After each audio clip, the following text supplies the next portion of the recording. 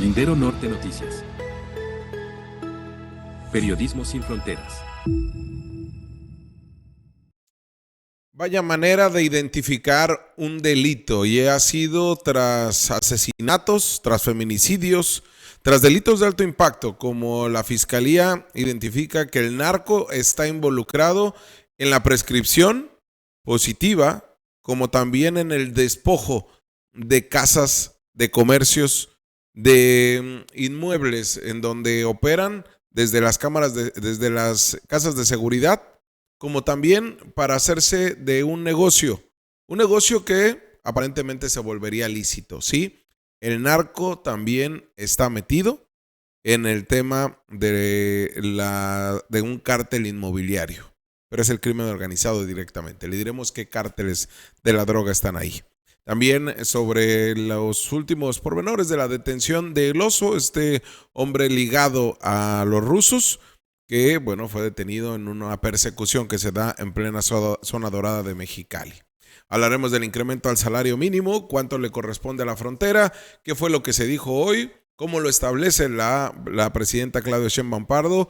Por supuesto, también estaremos hablando de la liberación de la caseta de San Luis Río Colorado, Sonora, por la ley de aguas, las manifestaciones que se gestaron desde las primeras horas de este miércoles, pero que también conllevan protestas no solamente en el Congreso de la Unión, en la Ciudad de México, sino también en Mexicali y en la parte de San Luis. Esos temas y otros más tendremos para analizar el día de hoy. Quédese con nosotros.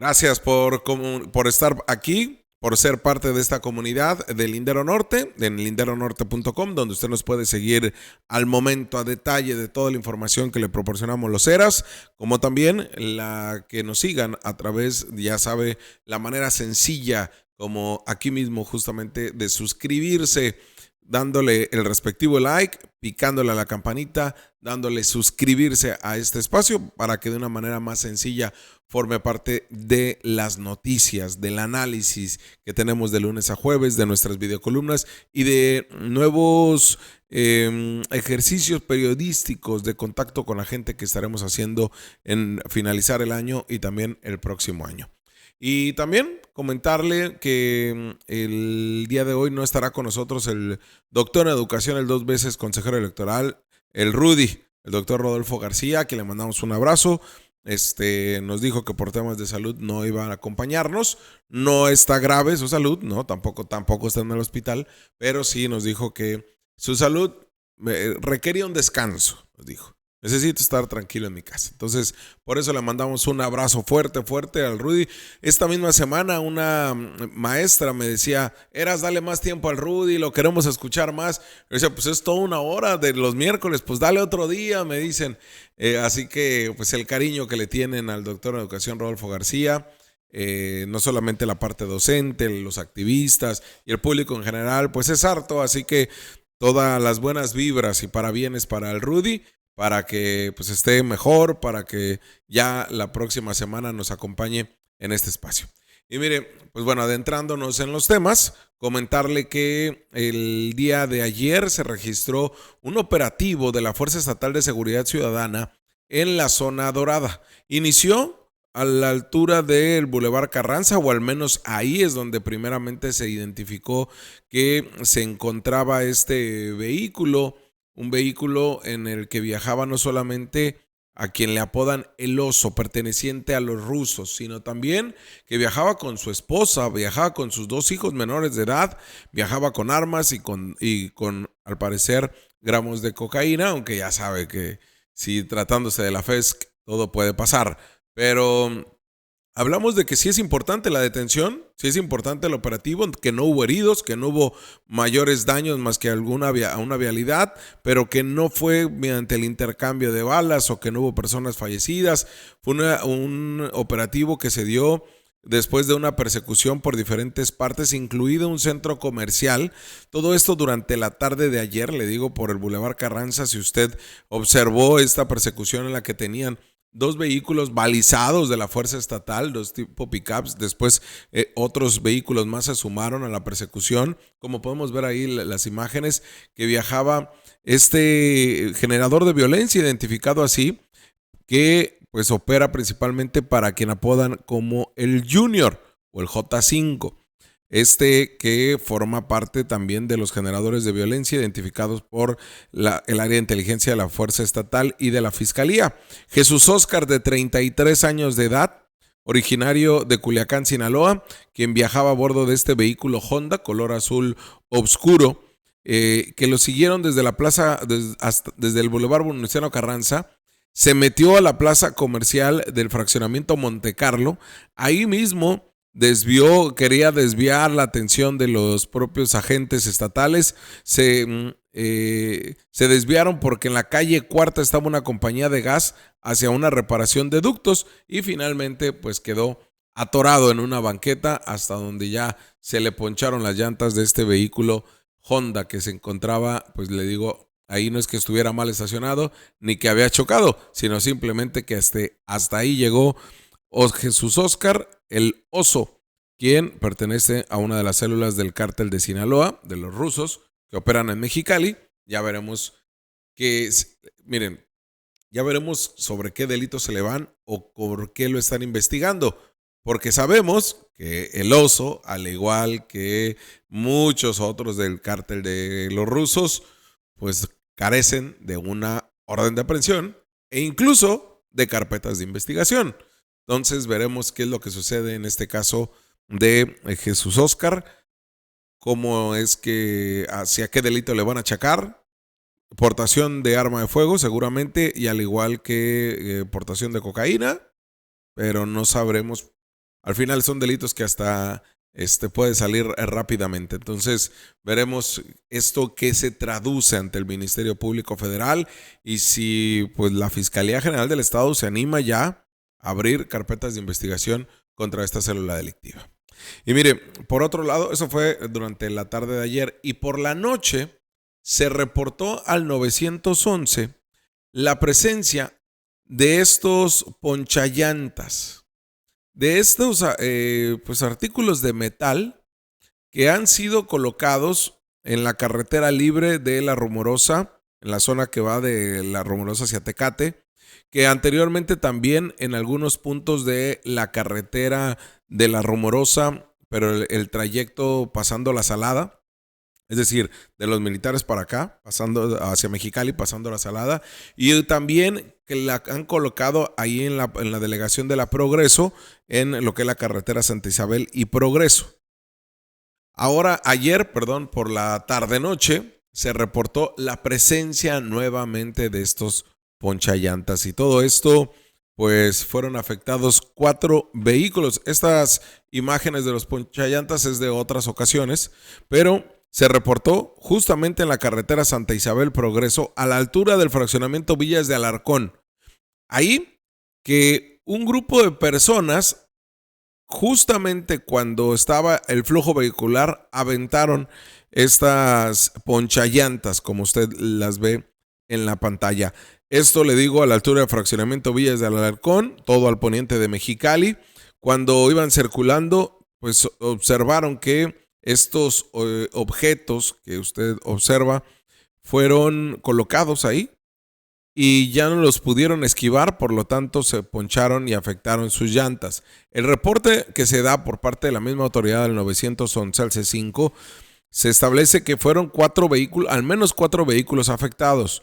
Un carro Chevrolet Malibu como modelo 2010-2015, una Chevrolet Cruze, un Honda Civic y un Toyota Yaris. Estos 4 vehículos fueron pues así afectados.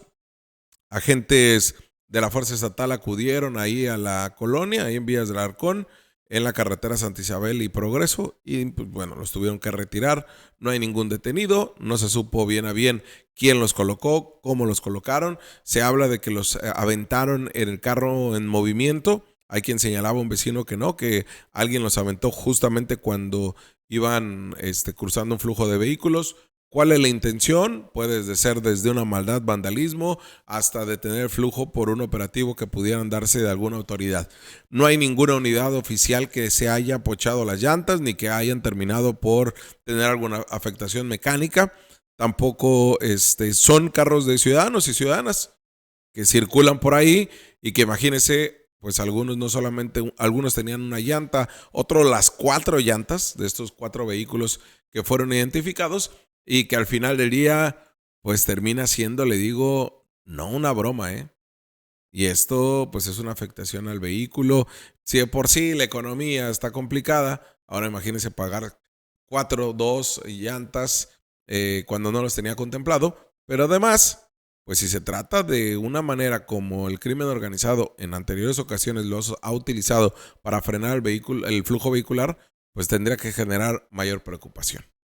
Y siguiendo en los temas del día de hoy, también comentarles sobre que una persona fue detenida, y fue sentenciada ya por transportar drogas de su camioneta de la carretera Mexicali-Tijuana. La sentencia como tal ya se dio y esto fue ante la Fiscalía General de la República. Y esto no lo traía en un tráiler, no lo traía en un tractocamión, como hemos venido señalando. Prácticamente nos aventamos uno por semana. Uno por semana le hemos dado cuenta gracias a que pues existe esta información oficial de la Fiscalía General de la República, porque son delitos federales, esto no lo atiende la Fiscalía General del Estado, y con esta información que se proporciona de manera pública para saber cuál es el trabajo en materia de sentencias que se está logrando por investigaciones federales, pues hemos podido, ayer hablábamos de una narcoavioneta o narcoaviadores, ¿no? Pilotos aviadores que traían consigo medio 500 kilos, si no mal recuerdo. No, 500 kilos no. Traían alrededor de 50 kilos de diferentes drogas, entre ellas metanfetamina y fentanilo. Bueno, en esta ocasión, la droga que ve en pantalla, es la que usted, para explicarnos mejor, fue la que le encontraron en una camioneta tipo pickup. Esto fue en mayo, a principios de mayo del 2025, cuando el hoy ya sentenciado Antonio Córdoba Díaz transportaba más de 200 kilogramos de metanfetamina. Bueno, Antonio fue sentenciado a 8 años de prisión en la entidad por transportar este cargamento en la autopista Mexicali a Tijuana, 204 kilos, 39 gramos de metanfetamina, que estaban al interior de 324 bolsas de plástico, que son las que ve ahí tiradas. Agentes de la Fuerza Estatal de Seguridad hicieron una revisión en el punto de control ubicado en el kilómetro 92 y descubrieron la droga en la caja de una camioneta tipo pickup. El juez federal de control dictó condena de 8 años de prisión en la cárcel de Mexicali y 78 días de multa por el delito contra la salud en su modalidad de transporte de metanfetamina. Así que, pues le digo, acá lo preocupante es que aquí sí, no era un chofer de carga, que es donde señalamos, es el que menos la debe ni la teme, ¿no? Estamos hablando que no, la mayoría, si no es que en su totalidad de los choferes que traen esta carga, no sabían qué traían en la caja. Y ahí sí no están yendo hacia las empresas, hacia incluso la empresa del flete, ¿no? Ni de dónde provenía esta droga, no están yendo a la profundidad del tema. Pero acá es diferente, porque aquí sí la traía en la caja de una camioneta tipo pickup. Y continuando en los temas de seguridad, bueno, ya si quieren nos pasamos a el inicio, del operativo ya estoy como el secretario de Seguridad de Semana Santa, dijo en la mañanera. Hoy en la mañanera en Tijuana, Laureano Carrillo, la gobernadora Marina del Pilar y el alcalde de Tijuana, Ismael Burgueño, estuvieron presentes y dieron a conocer pues algunos pormenores, algunos le digo porque la verdad es que ni se entendió realmente de qué se trataba a fondo el operativo de seguridad decembrina. Sin embargo, pues bueno, vamos a escuchar qué fue lo que dijo Laureano Carrillo, que fue parte del operativo. Mire, a mí se me hace que es como cuando en la escuela te tocaba exponer y no habías estudiado antes, o te tocaba exponer y no fuiste a la reunión con tus amigos o compañeros de clase y te parabas frente a los compañeros y empezabas a decir una sarta de, no quisiera decir tonterías, pero una sarta de cosas totalmente que no conectan una con otra, o te trababas, y sin duda reprobabas, ¿no? O si tenías un profesor barco te dejaban pasar. Pero aquí pues no hay profesores. Aquí él es el profesor porque él es el encargado de la seguridad en el estado, Laureano Carrillo. Y usted se va a dar cuenta, de verdad escúchelo y póngale atención. Lo tenemos que pasar porque así lo dijo y porque en las gráficas él muestra más o menos cuál es el operativo, pero no se le entendió ni papa. Aún así, vamos a ver qué fue lo que dijo, al menos ahí alguna que otra cosa podemos rescatar. Estuvieron también dando mensaje todos los alcaldes y además en el caso de San Quintín, pues no se encontraba en San Quintín la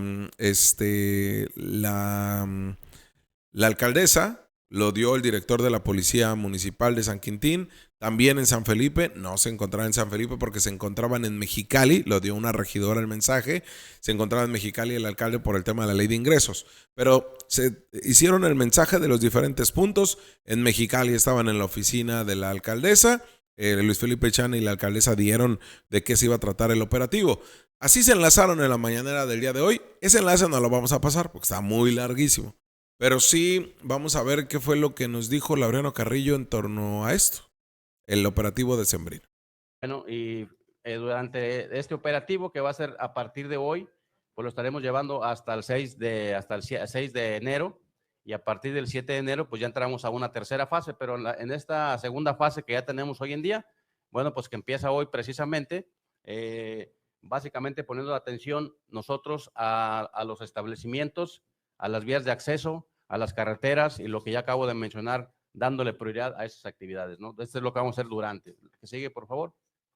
Después, bueno, ya eso ya después, lo que es el día del 7 al 10, es una tercera fase donde vamos nosotros a evaluar qué fue lo que sucedió, qué hicimos mal, precisamente para no cometer los mismos errores para el próximo año. Se toman como factores de experiencia, no es una evaluación interna que hacemos nosotros, pero también ver si algo todavía quedó pendiente por ahí en este operativo. Bueno, pues estaremos. Lo importante de este operativo es que estamos ahorita, digamos, asumiendo el liderazgo de una manera centralizada, y que nuestra fuerza de tarea o que nuestro puesto de mando va a estar funcionando precisamente en el C5 de aquí de Tijuana. Lo mismo lo tendremos en Ensenada y lo mismo lo haremos también en el caso de Mexicali. Así que eso es lo que haremos por parte de este operativo. Principalmente lo que tenemos ahorita, la coordinación que traemos nosotros, yo como coordinador estatal de la Estrategia Nacional de Seguridad, pues estamos asumiendo este liderazgo también ahorita en este operativo de decembrino. ¿Qué es lo que estamos integrando? Una fuerza de tarea, pero una fuerza de tarea integrada con todas las instituciones. Y no, como ya se dijo, no es únicamente hacer más de lo mismo, sino que vamos a puntualizar ciertas áreas que son las áreas de bancos, las áreas de las playas, las carreteras principalmente, que es donde vamos a priorizar estos operativos ahorita de Semana Santa, perdón, de diciembre, perdón.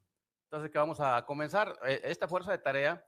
Como la vemos aquí en la lámina, pues vamos a ver lo que fortalecer presencia en parques y jardines, iglesias, garitas, aeropuertos, playas. La fuerza de tarea en el concepto de la operación, ¿cómo lo vamos a hacer antes? O sea, esto ya lo comenzamos nosotros a partir del 20 de noviembre y hoy, que es el banderazo que se va a hacer en cada uno de manera simultánea en todos los municipios, nosotros como ente coordinador.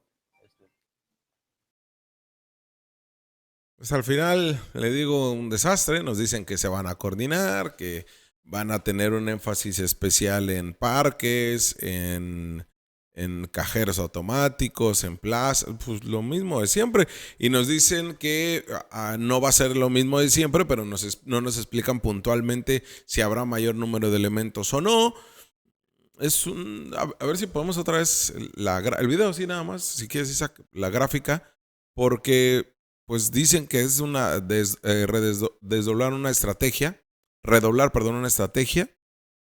Nos hablan de que sí habrá mayores elementos, no nos comentan cuántos, no nos dicen de qué se trata la estrategia. Es un buen esfuerzo que la gobernadora Marina del Pilar, en una misma transmisión, en vez de hacer todos esta parafernalia y el banderazo y las patrullas, que simplemente es esto. Eso es bueno, la verdad, y es algo que yo he criticado siempre, donde nada más nos mantenían o nos decían miren, ahí vienen las patrullas y bomberos y protección civil y todo el mundo y se da el banderazo y dices, mejor usa la patrulla, ¿para qué la tienes aquí estacionada desde un día antes o desde la mañana y no está trabajando en donde se debe?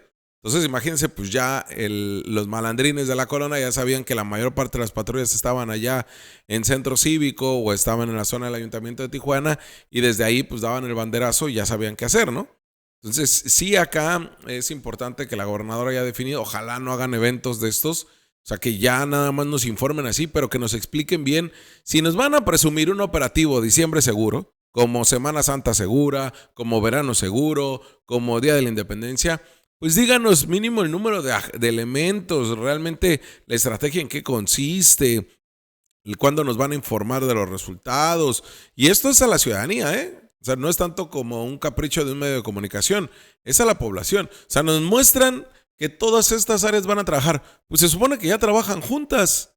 Se supone que ya está Protección Civil, la Secretaría de Seguridad Ciudadana, Guardia Nacional. Se supone que ya las policías municipales trabajan y que se coordinan con Cruz Roja. Se supone que esto ya lo hacen. Entonces, ¿qué harían de manera diferente en esta integración de la Fuerza de Tarea de Seguridad navideña? Pues no nos han dicho, miren, eso es lo que expone nada más. Y luego están también ahí está Sedena, Marina. ¿Quién les hizo esta gráfica en PowerPoint? ¿Quién se las hizo? Me imagino no le hayan pagado a alguien una millonada por realizarle este tipo de presentaciones, o este tipo de operativos. Y al final pues no supimos cuántos agentes porque pues bueno, quien está haciendo el lenguaje de señas está tapando esa área. Pero no es que lo esté tapando, es que ni siquiera supieron acomodar bien la gráfica. Y bueno, si quieres continúa con el play ahí, Isaac, porque hay, según tareas que donde se estarán enfocando en diferentes áreas, ¿no? Que le digo, nos dicen, en los parques, en las plazas comerciales. Pues que se supone que ya lo hacen. Y ahí están los objetivos, las acciones, el detalle de la coordinación. La verdad, para mí es más de lo mismo. Lo único bueno que se da aquí es que no hacen toda la parafernalia del banderazo y todo el show que se hacía antes. Eso es positivo. Qué bueno que no lo hacen. Y desde ya que estén trabajando las unidades en los diferentes puntos donde deben de estar.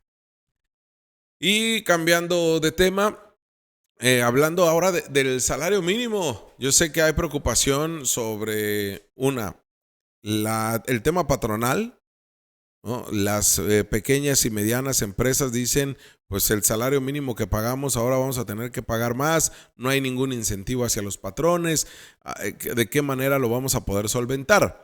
Pero eso lo tendrán que definir pues con las mismas cámaras empresariales, pero además ellos mismos en la estructura que se están haciendo, porque nos queda claro que la manera de poder hacer una, pues no redistribución, pero sí un enfoque de mejorar el gasto, de que a todos nos alcance un poco más para comprar una canasta básica, pues es justamente el incremento al salario mínimo. Eso ha sido la gran opción, la gran definición de los gobiernos de Andrés Manuel López Obrador como de Claudia Sheinbaum Pardo, de esta 4T.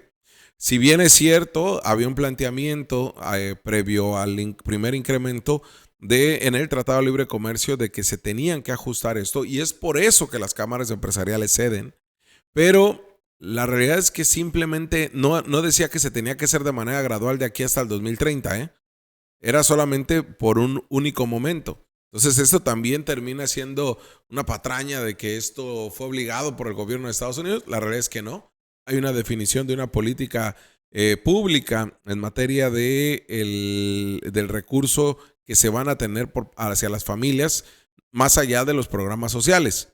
Porque es mentira también, quitémonos de la mente esto de que el empresario o el empleador es el que da el dinero realmente hacia el trabajador.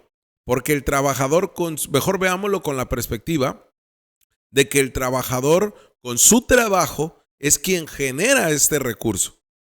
Entendámoslo así, porque si no vamos a vivir agachones y con este falso agradecimiento a quienes nos dan empleo. No, el empresario no lo está haciendo por filantropía, lo está haciendo porque obtiene una utilidad, porque obtiene una ganancia. Y es ahí donde se ha visto beneficiado. Yo sé que me puede decir, es que pues no, sigues sin alcanzarme, o los productos están subiendo cada vez más.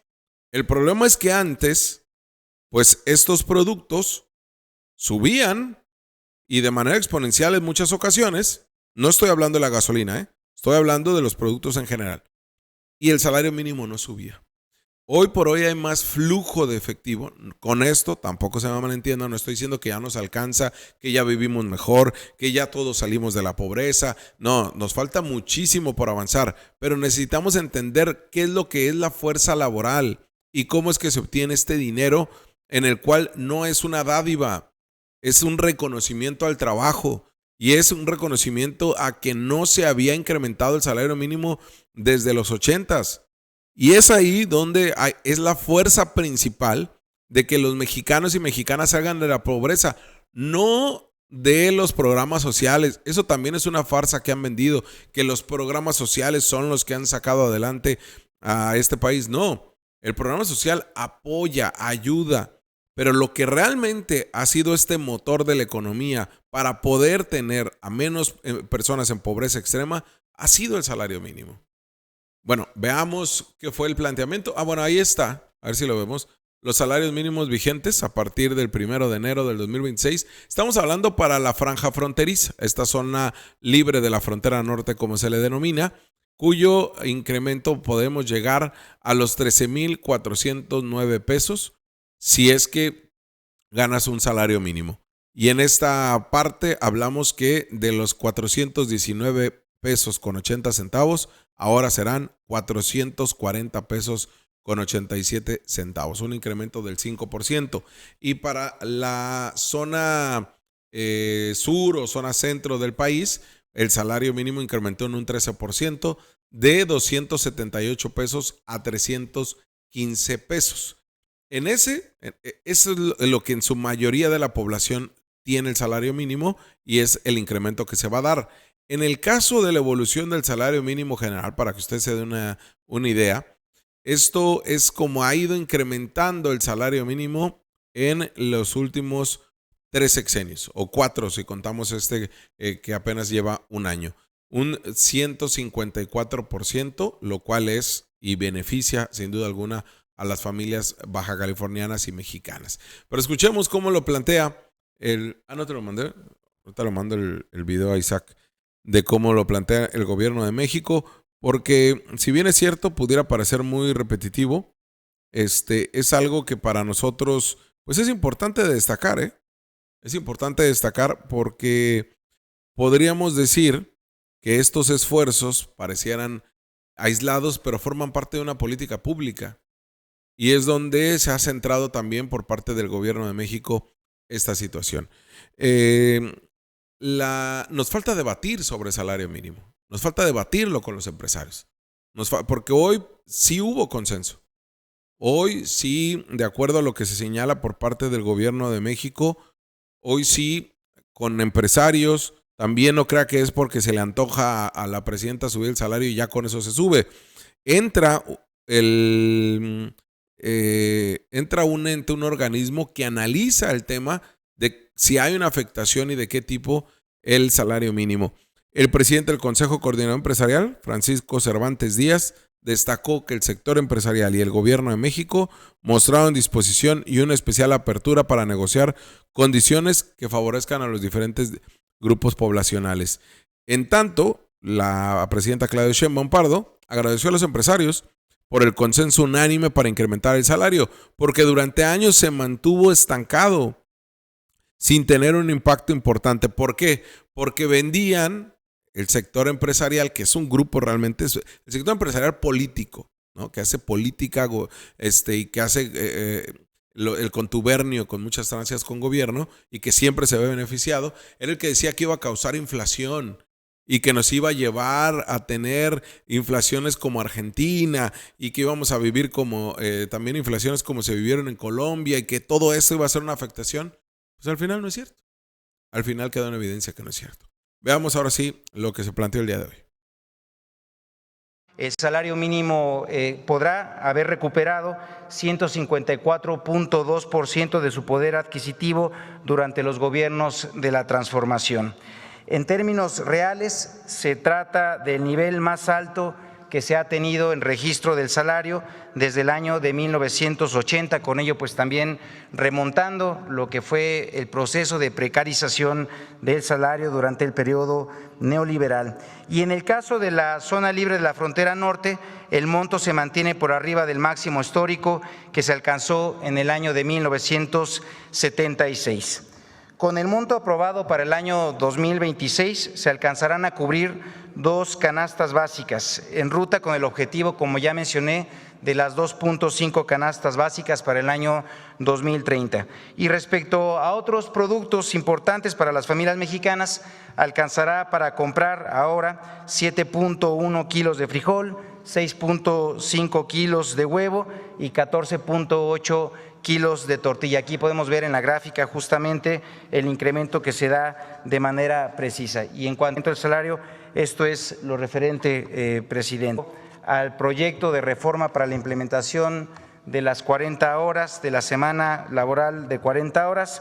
Comentar, presidenta, que usted, como nos dio la instrucción, asumió ese compromiso y también nos pidió que en consecuencia pudiéramos avanzar en el diálogo entre empleadoras y empleadores, trabajadoras y trabajadores y sus representantes, para que de manera paulatina durante el sexenio la semana laboral de las 40 horas pudieran ser instrumentadas. Así se estableció en el compromiso número 60 de sus 100. Ahí está lo que plantea la presidenta en torno a la canasta básica, lo que significará este incremento. Y bueno, esto era como pura felicidad en la mañana. Pero a la misma hora se realizaba una protesta por parte de los productores agrícolas, quienes han llevado este movimiento del Frente Nacional de Rescate al Campo, entre ellos el baja californiano, el mexicalense Horacio Gómez, quien pues ha tomado la batuta por parte de los trigueros y que también fue quien lideró y quien hizo esta instalación del bloqueo en la carretera la semana pasada. Durante 3 días prácticamente estuvo cerrada, bloqueada la carretera tanto de San Luis Río Colorado y durante un día la carretera de San Felipe, esto en el Valle de Mexicali. Productores agrícolas, principalmente trigueros, son los que se sumaron a esta protesta nacional que tuvo diferentes manifestaciones, porque por una parte eran los transportistas que demandaban y exigían mayor seguridad y también mejores carreteras, como por parte de los productores de maíz y de trigo, principalmente, que tomaron carreteras en la zona del Bajío y garitas en la zona de Sonora. Ahí pues todo parecía que ya se había arreglado, que habían llegado en un común acuerdo, que no iba a representar ningún problema. Ya incluso la iniciativa morenista liderada, o bueno, más bien presentada por la presidenta Claudia Sheinbaum Pardo en materia de proyecto, que después las y los legisladores con la venia de la Secretaría de Hacienda, de la Secretaría de Agricultura, de Conagua y de la propia presidenta establecieron algunas restricciones, se echaron para atrás en algunos puntos, entre ellos en el tema de no atacarlo con delitos como delitos, el tema de elevación fiscal en materia de agua. O sea, el huachicoleo de agua que tanto ha afectado ya no se estaría combatiendo con cárcel, sino con sanciones mínimas económicas o administrativas. También el tema de lo que principalmente demandaban los productores agrícolas era pudieran tener esta cesión de los derechos a sus familiares y entre particulares, si así ellos mismos lo definían, en un trabajo con las organismos de cuenca, que son los operadores de agua a nivel federal en cada uno de los estados. Lo querían concentrar a nivel federal. Ahora se echaron para atrás en eso.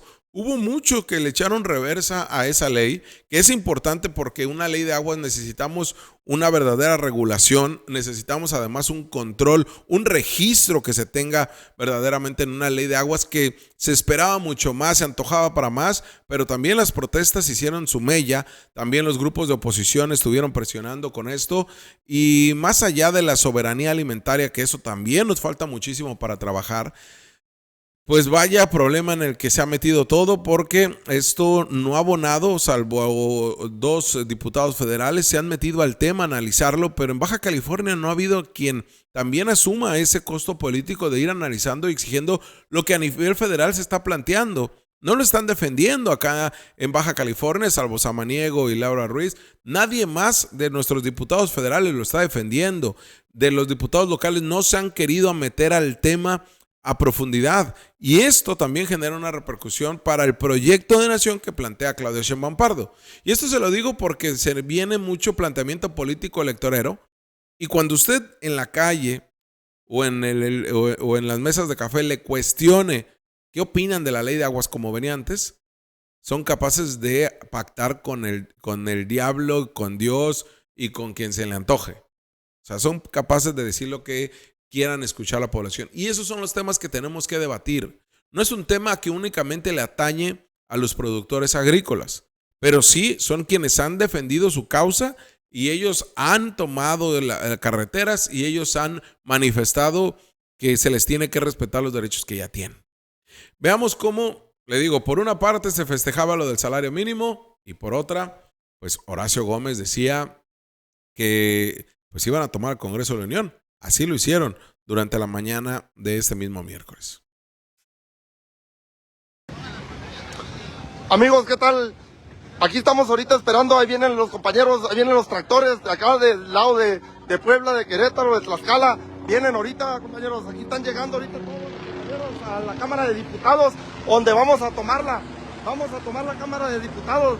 Aquí vienen, compañeros, vienen, miren, aquí vienen los compañeros. Adelante, compañeros, adelante, adelante, échale. Aquí vienen, aquí pueden ver, compañeros, todos atentos aquí.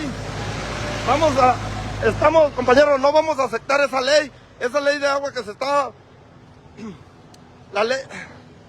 esa ley de agua que se está ahorita, que la quieren aceptar, nosotros no la aceptamos porque viene a lastimar a la agricultura mexicana, y eso no lo podemos permitir, compañeros. Aquí, miren, como pueden ver, aquí le estamos transmitiendo lo que está sucediendo. Es todo, con todo por derecho. Mire, aquí vienen los compañeros llegando. Vamos, compañeros, por favor, transmitan, pasen ahí, denle, apóyennos aquí. Nosotros les dijimos, acabamos de salir después de 10, entramos a las 10 de la mañana de ayer al Congreso, apenas vamos saliendo el día de hoy, y no aceptamos las condiciones que quieren poner para esta nueva ley.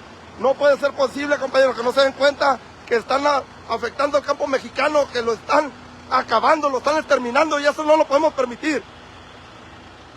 Como pueden ver, aquí están llegando todos los compañeros decididos a luchar por nuestros derechos, y eso es muy importante. Vienen todos aquí llegando.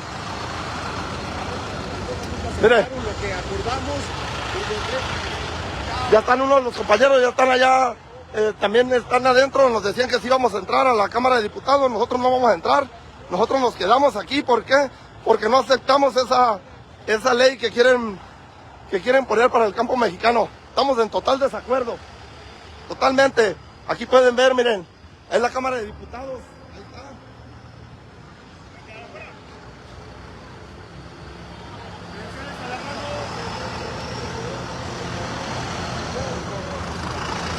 Vamos, ahorita van a hacer el primer cierre.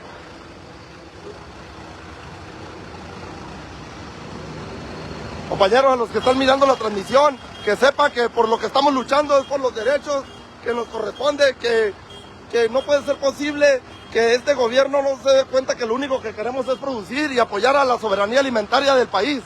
No puede ser posible eso. ¿Se va a permitir el acceso peatonal?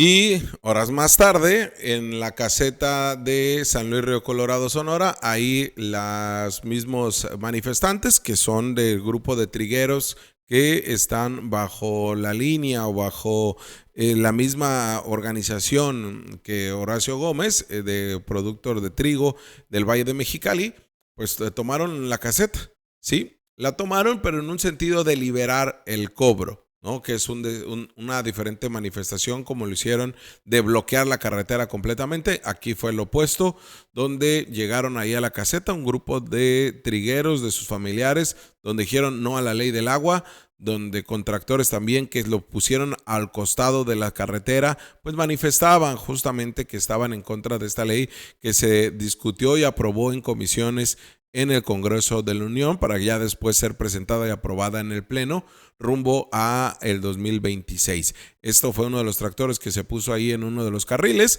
Le digo, no bloquearon todos los carriles, realmente al contrario, liberaron la caseta, es decir, levantaron la pluma y dejaban pasar gratis a las y los automovilistas, como también vemos en esta imagen. Además de esto, pues en la carretera San Felipe también se colocaron los tractocamiones a un costado de la carretera, a la altura de la colonia La Puerta, al sur del Valle de Mexicali. Ahí los productores agrícolas también hicieron la manifestación correspondiente. El día de ayer, la Secretaría de Gobernación emitió un documento que los compartimos en pantalla, en donde pues hablaba de estas negociaciones, hablaba del trabajo que se venía haciendo y en donde explicaba que la Secretaría de Gobernación informó que el 2 de diciembre se llevaron a cabo diversas movilizaciones de productores agrícolas en Puebla, en Veracruz y en Tlaxcala.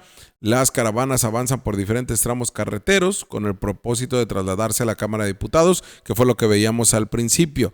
Pero además, dijo, las oficinas de representación de la Secretaría de Gobernación y los gobiernos estatales han buscado acercamiento con las personas que encabezan las movilizaciones y a quien se han ofrecido establecer un diálogo.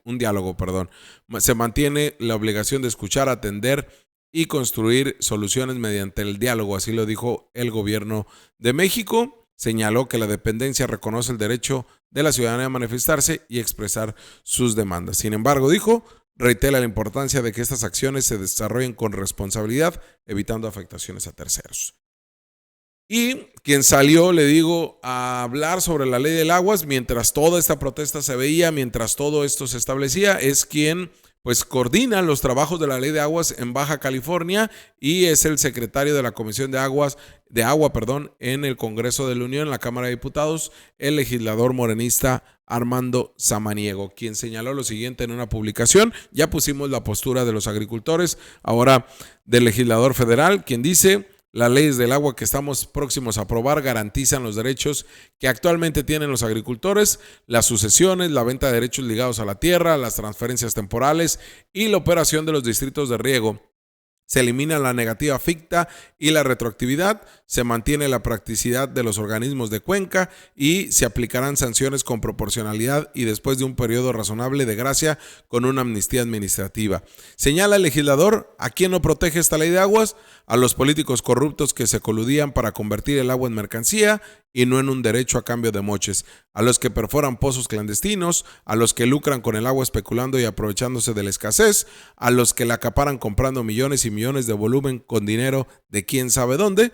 A esos no los protege la nueva ley y ellos son, dice, los que están tratando de confundir a los agricultores que sí producen. Así que sí, en efecto, ¿no? Hay estos grandes jerarcas, hay estos grandes empresas que se han visto beneficiados por el descontrol y el desastre que tienen tanto los organismos de cuenca como la misma Conagua a nivel federal, como la Secretaría de Agricultura, como todo lo que han metido mano, desde las grandes empresas transnacionales a productores que están ligados más a la política partidista, como del PRI, del PAN y del mismo Morena, en estados principales como Baja California, Coahuila, Zacatecas, Durango, Chihuahua, Sonora y Sinaloa, que se han visto muy beneficiados por estos contubernios. Pero veremos cuál es el debate, seguiremos en la búsqueda de las voces que hablen sobre estos temas para que, a grosso modo y en las particularidades, tengamos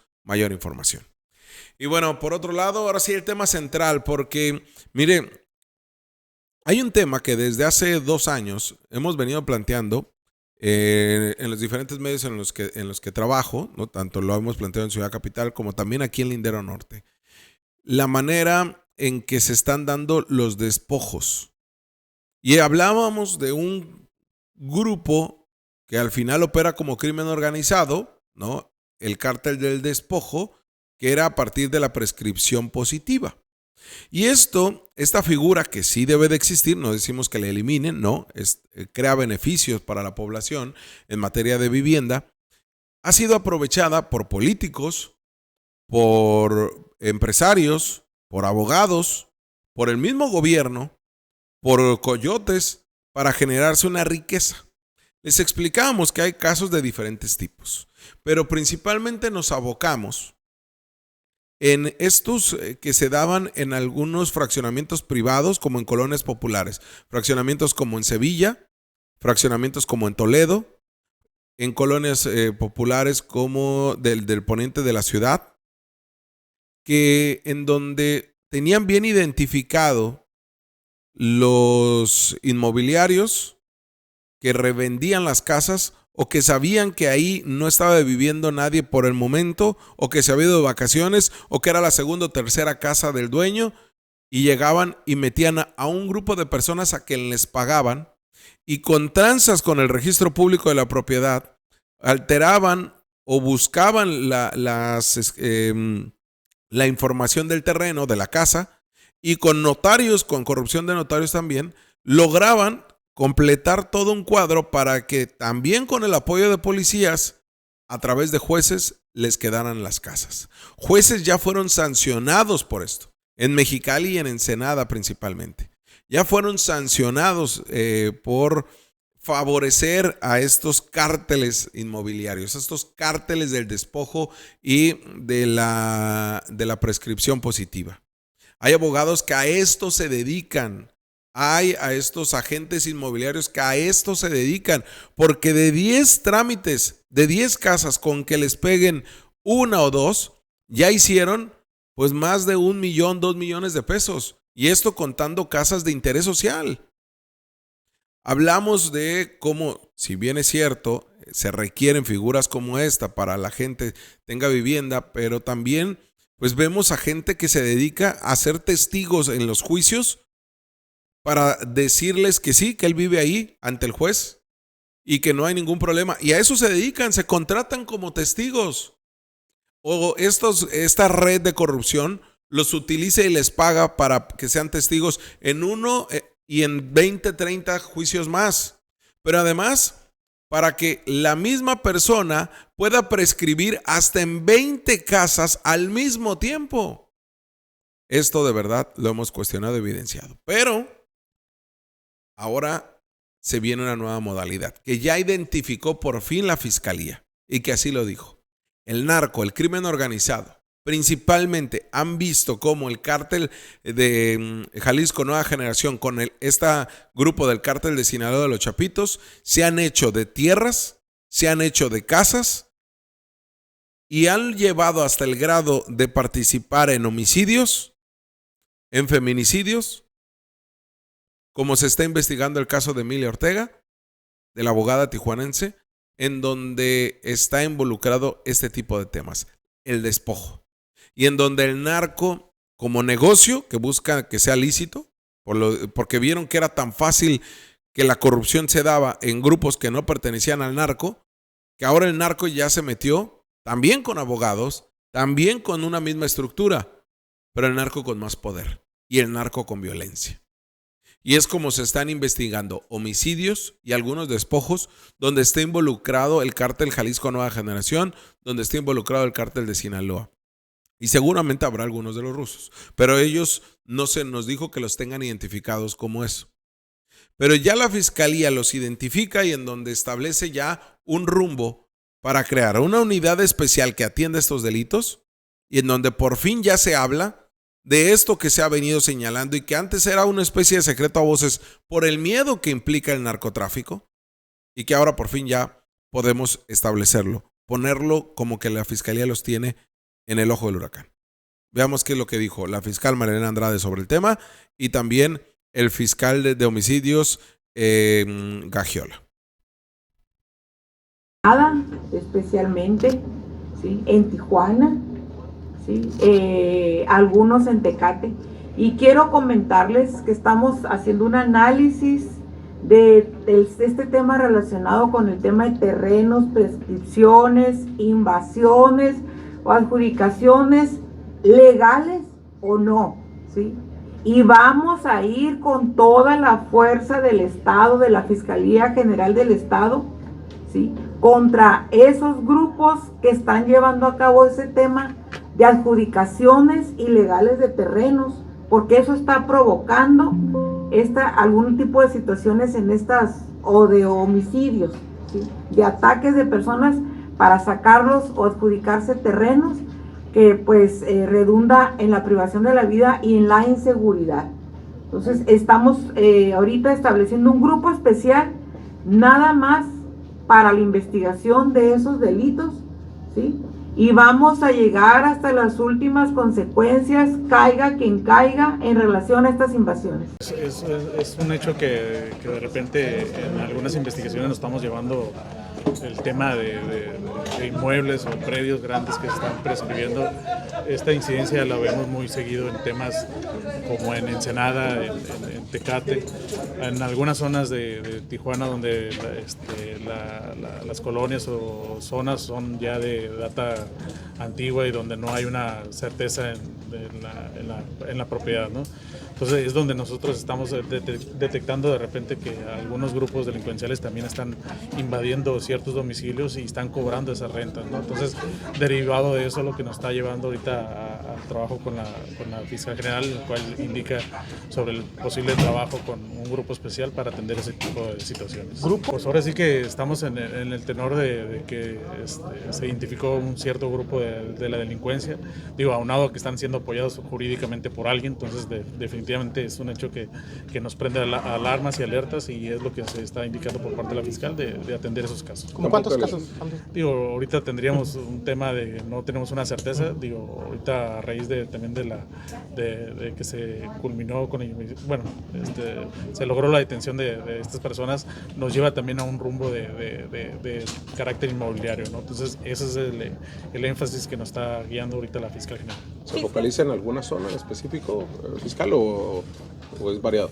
Es variado, digo, de repente como viendo en zona de Tecate, zona de La Rumorosa, el Hongo, donde son grandes predios que de repente están llegando personas que están queriéndose posicionar de grandes predios y derivado de ellos de que de repente también grupos de la delincuencia se quieren apoderar de esos predios. Entonces, digo, ahora sí que es un tema que cada vez estamos engrosando esa información para poder dar una certeza jurídica a los propietarios. Es un hecho que... Curiosamente es donde hay problemas incluso de regulación de la tierra. Estamos hablando de que es en La Rumorosa, donde ya también hay familias que se han visto con el temor de que en cualquier momento un grupo del crimen organizado, narco, ya les robó la luz, ya les robó el agua y ahora puede que se metan a su casa. Hay estos grupos que debe de tener identificado y que va a ser complicado para la autoridad, porque es más complicado para las víctimas, ya que estamos hablando de que temen por su integridad y la de sus familias, denunciarlo ante la fiscalía. Este caso que tenemos que hacer que suene para que la fiscalía todavía se meta a profundidad, ya lo tienen bien identificado, como lo dijo el fiscal de homicidios Gagiola.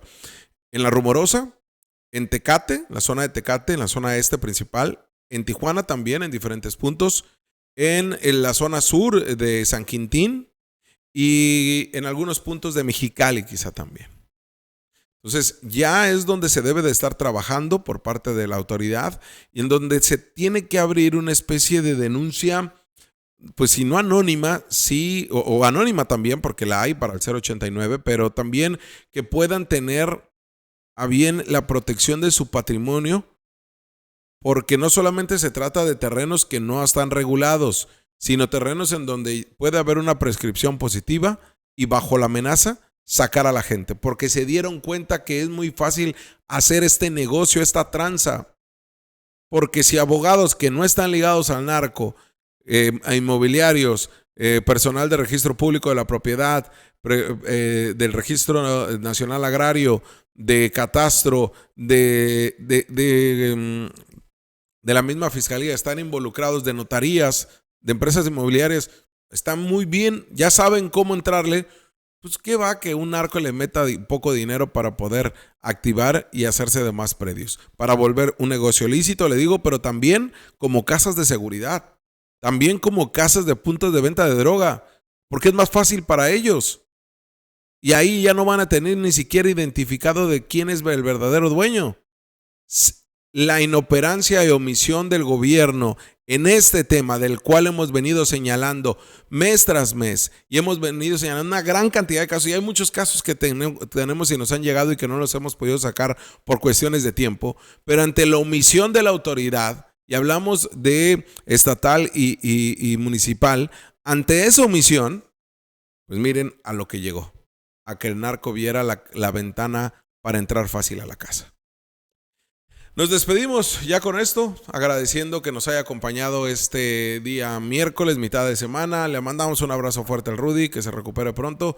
El día de mañana nos vemos para cerrar semana juntos y usted ya está informado, pero tiene la última palabra. Los dejo con una información que nos hizo llegar el gobierno del estado en torno a una reunión que tuvo ayer la gobernadora Marina del Pilar con productores del campo de Mexicali, del Valle de Mexicali, tengo entendido. Ahí estuvo el delegado el director del organismo de Cuenca en Baja California, Manuel Guerrero, y también, y bueno, ya nada más eso, tenemos, y también del tema de sarampión, ¿es ese tema? No, pero ya ese ya lo abordamos el día de mañana, tema de sarampión. Pero bueno, los dejo con esto de la gobernadora y con esto nos despedimos. Muchas gracias, que tenga excelente día. Se lograron establecer acuerdos clave para impulsar el apoyo a las y los productores de trigo en el estado. La gobernadora Marina del Pilar encabezó la firma de la minuta con representantes del sector triguero y autoridades federales, con el propósito de habilitar el proceso para el pago de incentivos contemplados en el programa de precios de garantía. Este acuerdo es resultado del diálogo y la gestión institucional impulsada junto a la presidenta Claudia Sheinbaum, garantizando acompañamiento, claridad y cercanía para atender las demandas del campo. Las autoridades federales respaldaron la operación de la ventanilla única que permitirá atender a productores con hasta 50 hectáreas y hasta 140 toneladas, lo que representa el 85% del padrón en Baja California. Con estas acciones, los gobiernos estatal y federal reafirmaron su compromiso de trabajar coordinadamente para fortalecer la actividad agrícola y brindar certidumbre a quienes integran el sector productivo del trigo en la región.